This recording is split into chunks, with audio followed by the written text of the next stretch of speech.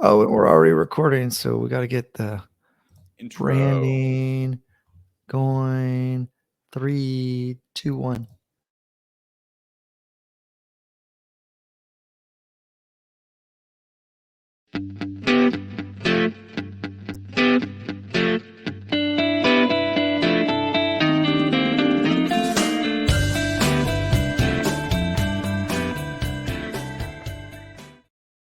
Hi, and welcome to the SEO podcast, Unknown Secrets of Internet Marketing. My name is Chris Burris, one of the owners of EWR Digital. And my name is Matt Bertram, one of the other owners of EWR Digital and the marketing consultant for today. Welcome back to another fun-filled edition of the podcast. It's been a little bit since we've done a podcast, so we thought we would just really, Matt was like, hey, let's brainstorm something. Let's not dive into articles, which we're diving into all the time. Let's do something different. And I said, all right, Matt, just hop on the podcast. I'm going to ask you some questions and then I'm going to put you on the spot, because sometimes you put me on the spot, and that's fair, but now it's going to be all you. I thought I'd interview you because there's your journey to marketing is pretty interesting, and things that you've accomplished in the space are pretty interesting, and I think people would like to hear about those. So facetiously, I'm going to ask, is that okay with you, Matt?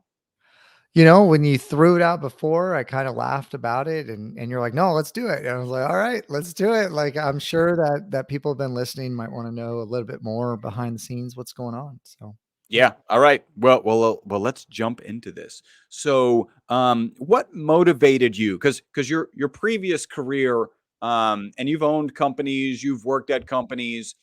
Talk about your previous career in a sales role, and then I want to understand. Let's just talk about that. Give me that background, and then I'll have a follow up question. Like how, what was the really kind of the last thing that you did in the sales role but start at the beginning. Okay. I'll be brief. I had an internship with GlaxoSmithKline, and I was selling on campus to Pharmaceutical company, right? So pharmaceutical company, yeah, you were to the establish brand loyalty early, yeah. right? So they want us to do like on-campus promotions, fraternity, sorority, have an ice cream on eating contest. Their teeth hurt. Here's some samples of Sensodyne. Trying to, Aquafresh toothpaste, Tums, Tagamet, GlaxoSmithKline does a lot of this. I got in trouble, actually. I was passing out Vivarin, which is like a caffeine pill, Oh yeah, I and remember those. finals, and so did a lot of fun stuff. Did a Beano gas. I was like, how do I promote Beano gas? I partnered with the Miller and Bud girls in college, and we went around at a chili competition, and that was a ton of fun. And interestingly enough, I was looking at the dashboard and data and analytics, and I love all that stuff. And I realized, like, based on what I was doing, which I wasn't doing much early on, uh, I was still kind of hanging in there. And I was like, no one's really doing anything. And this data is like a month behind. So let me like crank it up. Right. So I cranked it up. And then I jumped up there and I was like top 3 or something like that. And then I started brainstorming, and I was a little bit of a programmer early on. My mom worked for Microsoft. One of the first employees. I was playing like multiplayer video games with my mom's like teammates, or like people that like Yeah, people office at the mates. company when that wasn't a thing. It was like dial-up modem sort of thing. But anyway, so did a little bit of programming, built some kind of front end stuff, and essentially used digital marketing. I bought gotfreecoupons.com. And I actually, instead of doing events, I was driving people to a website to download coupons. Okay. Versus like manually passing them out. I think I 10x the whole program, not like what I was doing or won it. Like there's 50 something people, I 10x the whole program. So then that got the So you did attention. 10 times more business than the rest of the people in the program. Yeah. Like Yeah. maybe it was even more than that, but there's like 50 people in the program in different schools, and I 10x what everybody did. Yeah. So everybody combined, and then 10x that. Yeah. Yeah. They asked me to Awesome. run the program like the next year out of college. And, there's a lot of attention by some really, really good salespeople. And I got recruited to move to Florida, to do pharmaceutical sales. Long story short, like, rising star, won a couple competitions, doing that. But that was door knocking. Okay. Like it was literally like you're going around, you're door knocking, it's consultative sales. '08 happened and came back here and there was no jobs. I took an all commission job. Actually, I did have an offer from Stryker, which was like the next step in the sales career. But I didn't want to sell anything that I didn't wasn't connected to somebody. I couldn't maintain that relationship. I wanted to be a little bit more versatile and moving. My thing was a phone and a computer anywhere in the world, right? Like I was in my 20s. And um, so yeah, I took a job doing all commission based on a draw system, recruiting, making 60 to 80 calls a day, getting people to hang up on you. This was before LinkedIn just started. Okay. Just Mhm. give you an idea. LinkedIn had just started. If they were getting on LinkedIn, I had alerts set up. Hey, they jumped on LinkedIn. They were looking for a job. I'd call them up. Like they'd become a candidate sort of thing. And by the way, you and I have talked about this back then. When they jumped on LinkedIn, it was because they were looking for a job. Like that was the online The resume. It was only really reason you were getting on LinkedIn was to basically post your resume and not on like the monster career builder, all those kinds of things. Like yeah, this was the next thing for like white collar. yeah. And yeah, so first year made like nothing. Second year made like over 500,000. Third Mm. year made more than that. Uh was was kind of like I'm not getting a ton of support here.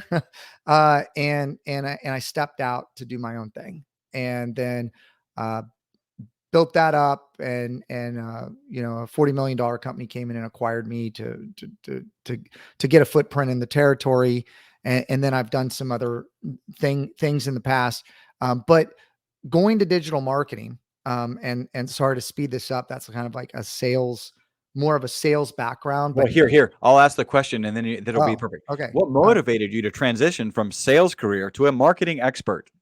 There you go. Yeah. So this is called an effigy bridge. This is called an effigy bridge. It's also in my book, Build Your Brand Mania. Yep. It's a lot about that transition of the story. And in most organizations, sales run the show. Marketing is sideline. Graphic design's kind of sideline. It's like, hey, oh, we're going to go to a conference. We need like a marketing team. Oh, we're doing some high level branding. But it's really like the sales department that's driving a lot of those decisions. Well, sales enablement, which is something that we offer, and automation and personalization and retargeting and you know, well, mass emails before Can Spam Act, and same thing with like fax blasting. Like sales was a volume game back early on, and it was trying to find a needle in a haystack. And right now, that is not how you sell today. Okay, Mm. like everybody hates the spam on LinkedIn, on the phone calls, the text messages. Like the phone is just like, oh, it's all these spam calls, right? That was not the case before. People would pick up the phone, right? Just like now it's funny, it's gone full circle. Like you actually will go check the mail. Direct mail is working great now, you Yeah. know, but before it was just like junk, junk, junk. But now with COVID and everything, you're actually looking at the mail. So it kind of came full circle, and certainly certain things are working more than others, but I was doing 60 to 80 calls a day trying to catch somebody, and I was calling into companies, Chris, that I would dial like one number up, one number down, and I would actually have to build the org chart of who that person was at that number, and then try to figure out like if they wanted to leave their job or not. Like Oh, wow, there's yeah. been people today that are in sales have been coddled. Like, Oh, yeah. not only have they been coddled, they have so many tools. So, like, when I hear people complain about like prospecting and selling, it blows my mind You're on, like, you have nothing to complain about. I was Yeah. like, you have nothing to complain. You have everything you need, like all the data at your fingertips. And then you can send, if you want to, you can send a bunch of messages. And that was what I was doing before Can Spam Act, sending ton of messages, trying to get someone to raise their hand, started working on the ad copy. And I just was like, how do I get, you know, better open rates, right? How do I get better, you know, more candidates? How do I get the right type of candidates? You know, content marketing, right? Getting people connect with you, social media, getting people to know you, because it was hard to get into different kind of companies. And everything just gravitated to marketing is sales online. It's it that's all it is. It's taking the sales format and putting it online. And then really, if you do marketing right, and you're talking about direct response marketing, but it's getting as far as you can down that sales funnel before you have to pick the phone and talk to somebody. And I think people want that too. There used to be 1-800 numbers, right? That you used to call because you didn't want a salesperson pushing on you. You just wanted to listen. You wanted to learn a little bit more information. So a lot of people are in that information gathering phase. And so having a good website back in the day, if you just had a good looking website, they would assume you're a huge company because not even every company had a big website, right? So if you had a website and then later on, right, you had like social media, it didn't look like a ghost town. Like there's different layers of this evolution of what's evolved. But man, I had like a phone book, or I had like a society directory, and then it was like good luck, right? And that was literally it. And I had to talk, I had to find clients, and then I had to find the candidates for those. I had to build a network. I had to maintain a network. And this was like very early on in maybe like Facebook, right? Like Facebook, like Instagram wasn't even around. Um, we have so many tools today. Everybody's so accessible. The online footprint's so big. The digital marketing tools have advanced. Um, but really good ad copy, email marketing, just sending emails to people was kind of like people would open their emails. Remember the rates, like open rates for like 20 minutes on like an email, and now they're like 3 seconds sort of thing, or people don't even look at them. I'm hearing Google even talk about, hey, if you're not using your email box, so warning to everyone out there, if you have an email that you're as like a repository of information or old information, if it's not active, Google's just going to close it. So we're moving from the days of everything being free and they would just trip over themselves to just get you to go online, to you're going to have to pay for it. You know, Yeah. you got the Twitter check mark, you got the Facebook check mark now. Not a lot of people are using that, but we're getting into so much spam because this is what marketers do, right? They like overuse things to the point that they don't work. And um, now it's kind of like vetting out, like there's so many messages, like how to communicate effectively. And now it's about being personalized and great targeting. It's really about making that connection or maintaining that connection. That's what social media is about, maintaining that connection after you made it. Right. Yeah. And so I think that there's a maturity that's happening in the industry. Uh, and I think to a certain degree, a lot of sales, I will tell you, a lot of sales, what's been working for the big companies for a long time in these old ways, because they have these big moats of their brand or how they operate or whatever, is slowly being chipped away at. And there's new kind of committees being formed on buying selection, and the good old boy network starting to go away. But there is a huge lack, I believe, of sales organizations not leveraging their marketing department or Mhm. marketing in general to help them grow their business. And Yeah. and Chris, I'm doing a podcast on the OGGN network, the Oil and Gas Global Yep. Network. It's based here out of Houston. I'm the fractional CMO for them, and it's the largest oil and gas podcast community or oil and gas community in the world. And it's continuously growing. And the owner asked me to do a podcast with him. He's hardcore oil and gas sales for 36 years. He wanted to bring me on it and kind of say, how do we break down the silos between marketing and sales? And that's been really, really successful. And so my mind has been getting back into, okay, I have all this marketing knowledge, and it really works well, and SEO is fantastic and all these things. And then it's like bringing it back to like, where are these sales organizations operating? And like, man, they're still behind the times, and the organizations that start leveraging some of this stuff sooner are going to take advantage, right? Like everybody's talking about chat GPT, and chat GPT is amazing, right? But how is it being incorporated into your workflow? How is it helping you sell better? Yeah. Um, you still need strategy, and you still need execution of those tools, and you need help bringing it all together. And you got to have that fundamental knowledge. Now you could ask ChatGPT all the stuff and learn it, right? Just like you could just spend the time on Google and do all the searches and read it, or go to YouTube That's and where watch all the videos. ChatGPT got its info. Yeah, like, but you got to do that, Yeah. right? Like you still got to learn those things to incorporate those tools. And one of the biggest things, I know I've kind of been talking for a minute here. Thank you for giving me this platform to just talk. but but but I think that um technology, Chris, like technology is moving at such a pace that it's hard to keep up with what's going on. I'm kind of like one of those nerds that buys the iPhone book. Like, I'm an iPhone guy, you're an Android guy, that's fine. But I buy the book to read it on how to use all the stuff, All the features. Yeah. because I don't understand. Like, I want to know all the features and I want to use the productivity tools, and I want to optimize what I'm using the phone for. But the majority of people are just using the phone for a few things. Maybe they were on social media, reading the news most of the time, the weather, whatever. I Games. mean, Yeah. there's Yeah. so much functionality in it, and it's moving so fast, and that's technology in every single direction. And if you were before the internet, like, right, like if you were born before the internet, or even my generation that was like came up in the middle and had dial up and everything else, like, it's a constant struggle for us to stay on top of everything and all the different domains and disciplines of where technology is going and what technologies do what. And not to mention that all the platforms we currently use continue to change stuff anyway. So, like, everything's moving at this constant pace, a moving target. And if you're not in it all the time, and you like don't stay up to date with it, like this same thing with crypto, right? You don't stay up to date with it, boom, it just passes you by, and it's exponential. And I think that that's really what's happening more than anything else. Is there's um things are progressing so fast, there's so much information.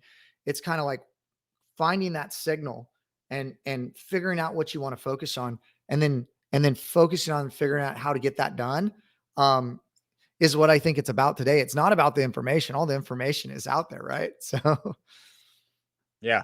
So one of the things that you said, kind of when we first started working together, and I don't, you kind of said it, but didn't, not so succinctly, which is you had this kind of very rewarding, and you earned awards in a sales career, yeah, and your kind of first in college job, you actually utilized the internet in a way that other people weren't, and your mindset was, how do I turn this sales process that you were not good at year one, we're incredibly good at in year two, and even better at in year three.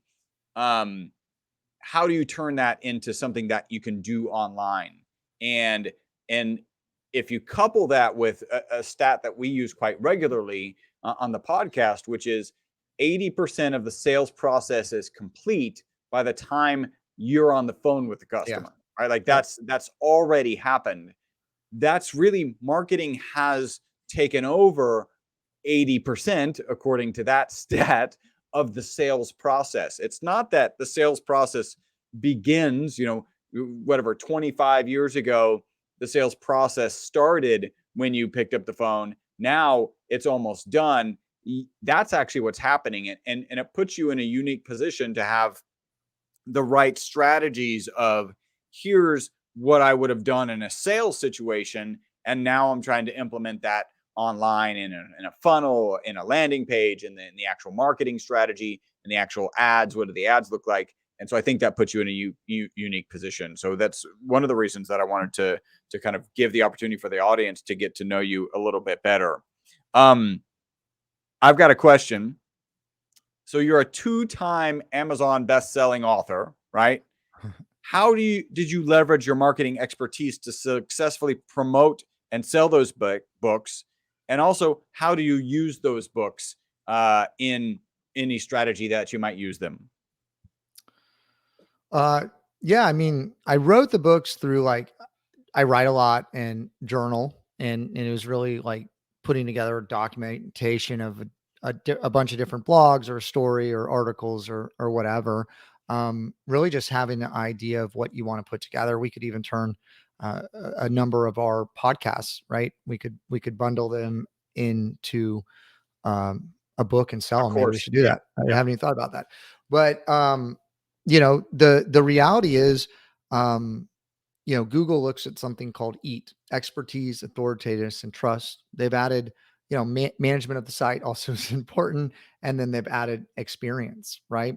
And if you think about what people that are experts or authorities um, do, is they publish content, right? And so book is one form of that content, and it's really like a longer piece of uh, text content, right? Like that's really what it is.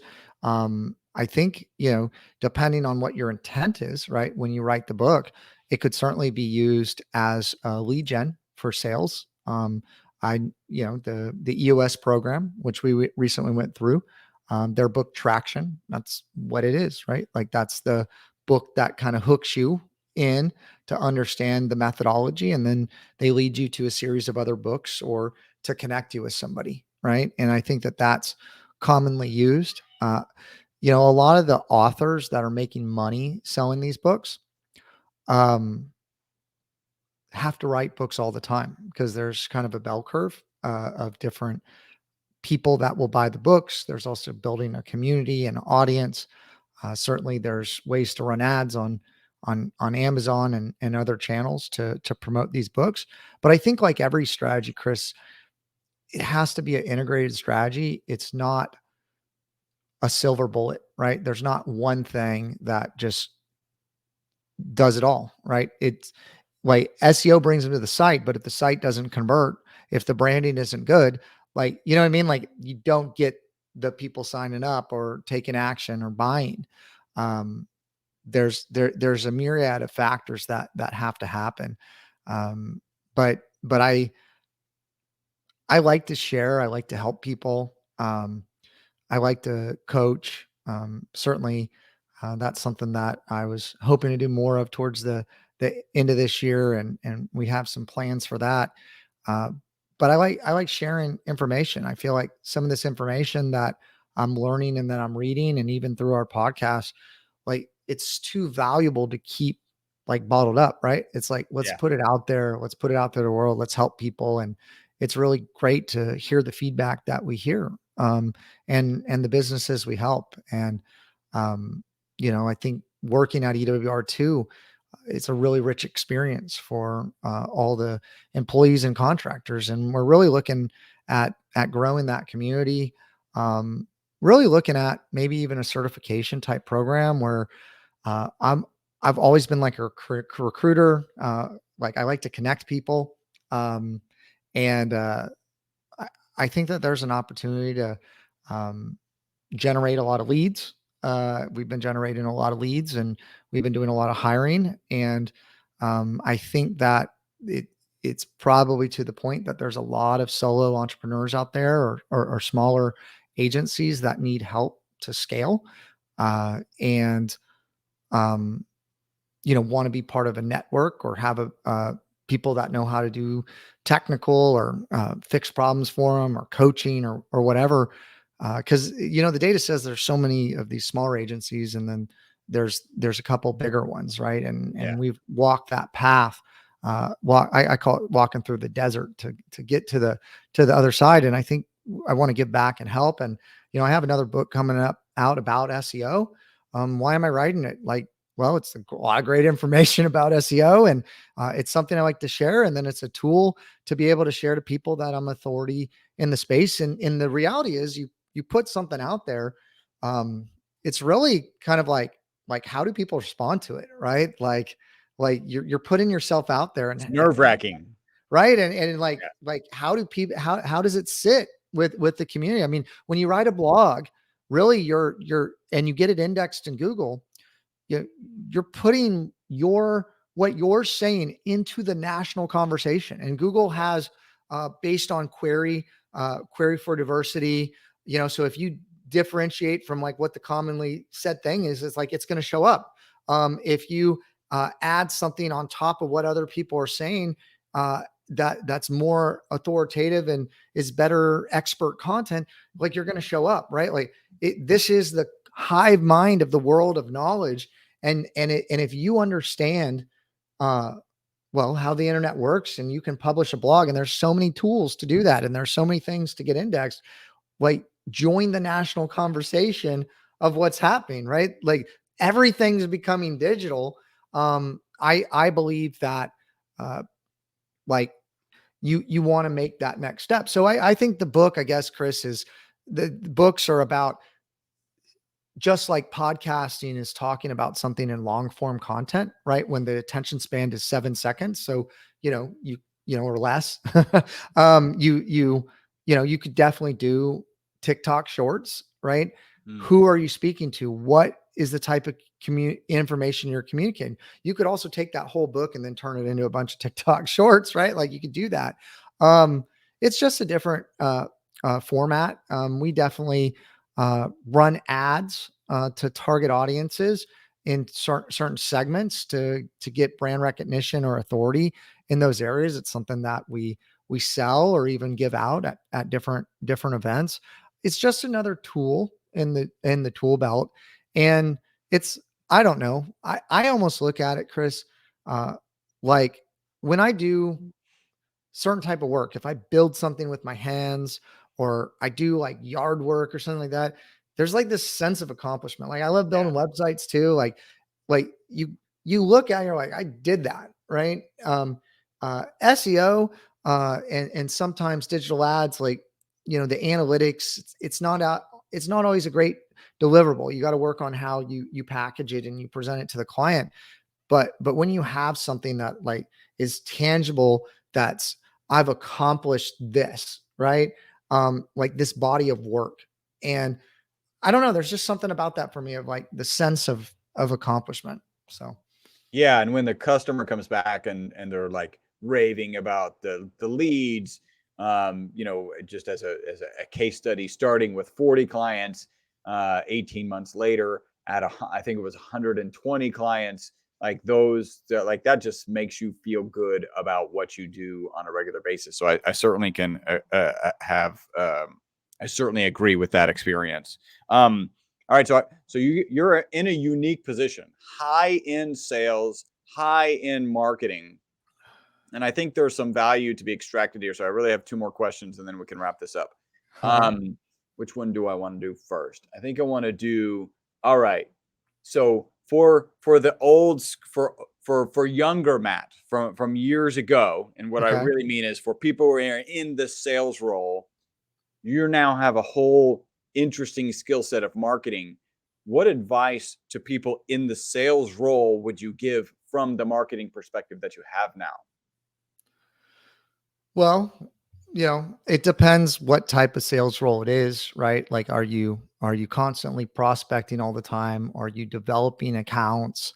Um, like you need to understand what that is. But I know that where I spent a lot of my time early on in my career was, I was going to Google and I was reading a ton of stuff, right? Maybe you might be going to YouTube now, and it's like you're like, I need that piece of information, right? That's gonna be that magic bullet, or that's gonna help me land that business. Also, as I've gone through my entire career, and even my career with EWR, I'm always reading books, and I'm reading books about things that I want to learn, right? Or I'm watching YouTube videos, or I'm doing trainings on things that I need to learn to fix whatever problem it is that I'm trying to solve in the business, right? But I would just tell younger salespeople, you want to move from being a salesperson to being a consultant. Okay. People deal with consultants differently than they do with salespeople. I think and I talk about this in my book. It's like, typically, like, you're an order taker. Like the client's gonna tell you what they want. Then the client's gonna look at you, as a peer, and they're gonna work with you on whatever that decision. You're part of that process, and you have a seat at the table. Really, where you want to be is like that trusted advisor, that you say this is what it is, and they do it, right? Like that's kind of doctor or lawyer or whatever.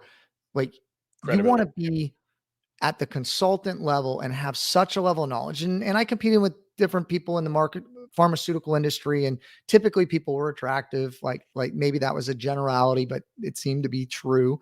Um, like I was a young kid, and I was competing against people that had things to offer that I didn't. And so I how did I make my way in that? I learned everything that I could learn, and I was a resource to them. Right. And so certainly I think moving to being a consultant is really the key. The incorporation of digital marketing and social selling, which we haven't even broached and we don't even have time for on this podcast, there's a whole new way to prospect. And if that's what we're talking about, because sales is a broad term, like it could mean a lot of things, even account management. But if you're looking at like developing new business, leveraging online social media, um, email automation from touch points. There's even like software out there like Rebump, right? It'll send an email like continuously until someone actually opens it or responds. Um, like leveraging automation, leveraging personalization, leveraging listening tools on data to understand.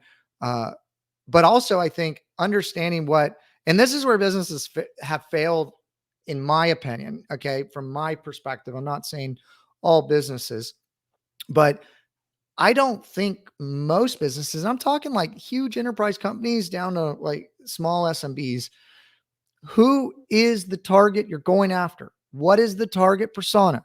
What is that sales cycle, that customer journey look like? And do you have a sales piece online, offline? And maybe they go online, offline, whatever, to get that attribution, to get that close. Like, do you have something at each spot in the sales cycle, at each question? Do you have a blog that's ranking for that term? Do you have a one pager? Like, graphic design is so far underutilized. You need to be tapping your marketing department. And if you're trying to make homemade tools to sell stuff, like your graphic design department's gonna, I mean, it might take a little bit of time and depending on like getting approvals and stuff like that. But what you're probably doing and what's working for you and that methodology and that system could probably work for other people and vice versa. And the marketing department should be the center of that, to bring it together, to get stuff approval, and then to get you out sales pieces that are going to help you tell that story better. And that's what I think marketing in general should do is, what does that customer journey look like? And do you have a sales piece or something along the way to help? Sales is an ongoing or a long conversation, right? Even through the sale, if you're the account manager or you're handing it off, it's this ongoing conversation. You need to have sales support pieces or content or videos that you can share, or authority articles, or whatever it is, like books, white papers, anything, data to help move them along that line. But if you don't know who you're going after and what that journey looks like, then you're just shooting in the dark, right? And once you have that figured out, it becomes really easy on what magazines do we need to be in, like, or trade journals, what conferences do we need to go to, who do we need to target online. And there's all kinds of tools where you can take customer lists, and certainly got to get approval, or if you're working with a third party agency like us, but we can cite NDAs and put that data. And then there's a hashing that happens. So they take that customer list and all those emails, and then it lines up with anybody that has like a Facebook account or a LinkedIn account or whatever that's associated with that email. And then you can show them an ad or remarket to them, or you can actually create a lookalike audience to get a bigger data set and then market to them. Like there's so much power in marketing that I believe sales is underutilizing. Um, it, because it moves so fast, right? And it's not just intelligence, it's not just analytics, and we haven't even touched on that. Like that's a huge part of it. Data is the most powerful thing to see how people respond to different things. Do they open the email? Did they go to this blog? Like what IP address is this? It's too much to cover here, but it's really matured. The internet and the online industry is not a cottage industry anymore, but it's still new, right? There's still tons of gaps. There's tons of opportunity on YouTube. It's not too late to get started. things continuously evolve. I mean, look at TikTok, came out of nowhere, right? Caught Facebook by surprise. Um, there's And going to be like, Instagram. Yeah. right? Well, Instagram, they bought it and they're just like, well, we're gonna buy it. But TikTok, I think he was focused on the metaverse, right? So, Okay. Yeah. um, and that's going to be big too. Okay, marketing in the metaverse, um, like it's exciting, right? Like we're going into an exciting world for all the consumers and all the advertisers. I'll just end it there because I could keep going, and this is something that excites me, and it's been fun to share, Chris. I don't know Yeah. if you had a last question or not, No, but no. If we could keep it really tight, right? And I think this is, yeah, I once on an interview that we did together asked about a pet peeve, and I think that's an interesting insight. But I want to ask kind of an opposite of a pet peeve. What's an experience that you've had? Really, it could be at a restaurant, it could be in any sort of process that you might be a consumer of, uh, that has kind of carried over, and like I want to have that experience in my company. I want to have that experience, deliver that experience for my customers. Do you have anything that would kind of succinctly say like this happened to me once? I'm like, that's how it should really be done. I try and carry that into the business. I think that one of the things that I've seen a lot of is people have this expectation, right? Like they go onto Google, and if you're running ads and you don't negative out a competitor, you might show up for that competitor, and someone's just going to click on it, and then they're going to call you. And we've seen this both ways for people doing it to us, ads that we've run for clients that we're listening to, vice versa. Like everybody just expects everything to work perfect all the time. And so they click on the first link on Google. If they search for this, it should be that. They don't even realize it's an ad. They're calling this doctor or this spa, and they're trying to book an appointment, and it's something else. And it's an experience that they didn't understand. Right. Yeah. And maybe that's a strategy, right? Maybe you're going after a competitor. I'm not like advocating this, but if you are doing that, and I'm not saying you should, but if you're doing that, you need to train your salespeople to convert them, like if that's what it is. And I'm not saying that I want that, but what I'm saying is that there's dashboards that when a phone number calls, it pulls up all their social media accounts, right? And you can see what's going on. And what I think a lot of people want is to not be a number to the business. They want it to be personalized. Like we have on our site, right? We have these one-on-one audits. We have these workshops. And I was talking to a prospect today. Huge recruiting firm, right? I know how to do recruiting. I know how to do marketing, right? I think I'm like what you call in A recruitment. perfect candidate. Yeah, perfect. We call it a purple squirrel, like somebody Yeah. that like, whoa, you found this person, right? Yeah. And um, I have a really good idea of what they need and what they want. I'm like, hey, why don't we do a strategy session? Because I don't think you know what you want, or you could buy one of these odds to get started. Hey, if you want to do the strategy session and you don't like it, it's money back guarantee. It'll just cost you an hour. I just want to make sure if you do find value in it and you do that internally or with another agency, because you already have two other quotes from other agencies, right? Like that I get my time covered because like there's only so many hours in the day. And he really wanted a customized proposal, right? And when I took an existing proposal, and certainly I put a little bit of thought in it of what we're going to do and how we're going to do it, and I did customize it, but the bulk of the proposal, 3/4 of the proposal, was templated out stuff of how we do it, but we do it differently for somebody else, right? Yeah. And when I put his name and his company and his logo on the front, and like I had a description of what his problem was, and you know what I mean? Like I laid it like I dressed it up a little bit, but I did put some thought into it. That personalization, the response was so much different, right? And Yeah. so I am getting a little long-winded here, but what I would say is what I want our team to be able to do, and what I want to see other businesses be able to do, and what I enjoy anywhere I go is I like that people know who I am. I Yeah. know, I like that people know what I like. I like that there's a level of care or priority to that. And it just makes you feel good, right? It's kind of a small town feel. Maybe I grew up in a small town or something like that. And so I don't know. That's what I like to see. And that's what we like to do. And our clients care and make a difference. And this podcast for everybody is coming from at home, and we're past time here. And So so, we yeah, will wrap this up. Hey, great. I think that the audience would really enjoy that. If you did, make sure you hit us up, add some comments. If you're watching YouTube, subscribe, follow, all that good stuff. Until the next podcast, my name is Chris Burris. my name is Matt Bertram. Bye Bye bye for bye for now. now.